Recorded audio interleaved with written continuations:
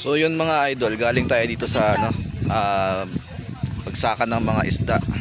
So mapapansin nyo yan mga idol, oh. Yan yung galing sa laot. Ayan, marami silang huli. So nakabili tayo ng tinatawag nilang pigit. Ayan, kasama ko yung mama ko.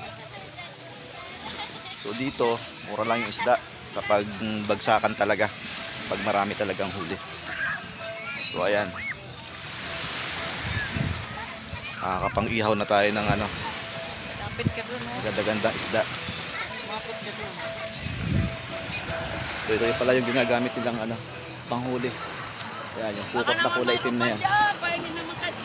Ayaw, di ba? Ayan mga idol.